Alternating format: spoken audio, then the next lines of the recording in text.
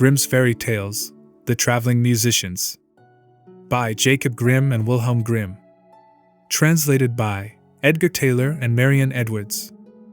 An honest farmer had once a donkey that had been a faithful servant to him a great many years, but was now growing old and every day more and more unfit for work.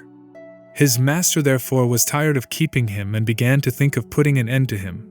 But the donkey, who saw that some mischief was in the wind, took himself slyly off, and began his journey towards the great city, for there, thought he, I may turn musician.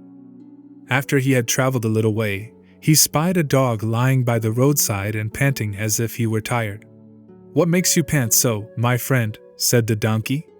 "Alas," said the dog, "my master was going to knock me on the head, because I am old and weak, and can no longer make myself useful to him in hunting, so I ran away. But what can I do to earn my livelihood?" "Harkee," said the donkey, "I am going to the great city to turn musician. Suppose you go with me, and try what you can do in the same way?" The dog said he was willing, and they jogged on together. They had not gone far before they saw a cat sitting in the middle of the road and making a most rueful face. "Pray, my good lady," said the donkey, "what's the matter with you? You look quite out of spirits." "Ah me," said the cat, "how can one be in good spirits when one's life is in danger? Because I am beginning to grow old, and had rather lie at my ease by the fire than run about the house after the mice. My mistress laid hold of me, and was going to drown me, and though I have been lucky enough to get away from her, I do not know what I am to live upon." "Oh," said the donkey, "by all means go with us to the great city. You are a good night singer, and may make your fortune as a musician." The cat was pleased with the thought, and joined the party. Soon afterwards, as they were donkeying by a farmyard, they saw a rooster perched upon a gate, and screaming out with all his might and main. "Bravo," said the donkey, "upon my word, you make a famous noise. Pray, what is all this about?" "Why," said the rooster, "I was just now saying that we should have fine weather for our washing day, and yet my mistress and the cook don't thank me for my pains, but threaten to cut off my head tomorrow, and make broth of me for the guests that are coming on Sunday." "Heaven forbid," said the donkey. "Come with us, Master Chanticleer. It will be better, at any rate, than staying here to have your head cut off. Besides, who knows? If we care to sing in tune, we may get up some kind of a concert, so come along with us." "With all my heart," said the rooster, so they all four went on jollily together.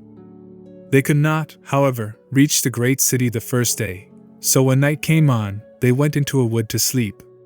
The donkey and the dog laid themselves down under a great tree, and the cat climbed up into the branches, while the rooster, thinking that the higher he sat the safer he should be, flew up to the very top of the tree, and then, according to his custom, before he went to sleep, looked out on all sides of him to see that everything was well. In doing this, he saw afar off something bright and shining, and calling to his companions said, "There must be a house no great way off, for I see a light." "If that be the case," said the donkey, "we had better change our quarters, for our lodging is not the best in the world.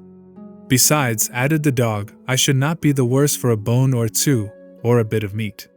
So they walked off together towards the spot where Chanticleer had seen the light, and as they drew near it became larger and brighter, till they at last came close to a house in which a gang of robbers lived. The donkey, being the tallest of the company, marched up to the window and peeped in. "Well, donkey," said Chanticleer, "what do you see?" "What do I see?" replied the donkey. "Why, I see a table spread with all kinds of good things, and robbers sitting round it making merry." "That would be a noble lodging for us," said the rooster.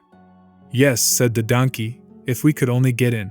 So they consulted together how they should contrive to get the robbers out, and at last they hit upon a plan. The donkey placed himself upright on his hind legs, with his 4 feet resting against the window. The dog got upon his back. The cat scrambled up to the dog's shoulders, and the rooster flew up and sat upon the cat's head. When all was ready, a signal was given, and they began their music. The donkey brayed, the dog barked, the cat mewed, and the rooster screamed. And then they all broke through the window at once, and came tumbling into the room, amongst the broken donkey, with a most hideous clatter.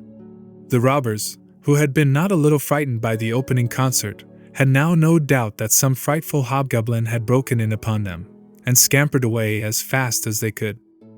The coast once clear, our travelers soon sat down and dispatched what the robbers had left, with as much eagerness as if they had not expected to eat again for a month. As soon as they had satisfied themselves, they put out the lights, and each once more sought out a resting place to his own liking. The donkey laid himself down upon a heap of straw in the yard, the dog stretched himself upon a mat behind the door, the cat rolled herself up on the hearth before the warm ashes, and the rooster perched upon a beam on the top of the house. And, as they were all rather tired with their journey, they soon fell asleep. But about midnight, when the robbers saw from afar that the lights were out and that all seemed quiet, they began to think that they had been in too great a hurry to run away, and one of them, who was bolder than the rest, went to see what was going on. Finding everything still, he marched into the kitchen, and groped about till he found a match in order to light a candle, and then, espying the glittering fiery eyes of the cat, he mistook them for live coals, and held the match to them to light it. But the cat, not understanding this joke, sprang at his face, and spat, and scratched at him. This frightened him dreadfully, and away he ran to the back door. But there the dog jumped up and bit him in the leg, and as he was crossing over the yard the donkey kicked him, and the rooster, who had been awakened by the noise, crowed with all his might. At this the robber ran back as fast as he could to his comrades, and told the captain how a horrid witch had got into the house, and had spat at him and scratched his face with her long bony fingers, how a man with a knife in his hand had hidden himself behind the door, and stabbed him in the leg, how a black monster stood in the yard and struck him with a club, and how the devil had sat upon the top of the house and cried out, "Throw the rascal up here!" After this the robbers never dared to go back to the house, but the musicians were so pleased with their quarters that they took up their abode there, and there they are, I dare say, at this very day.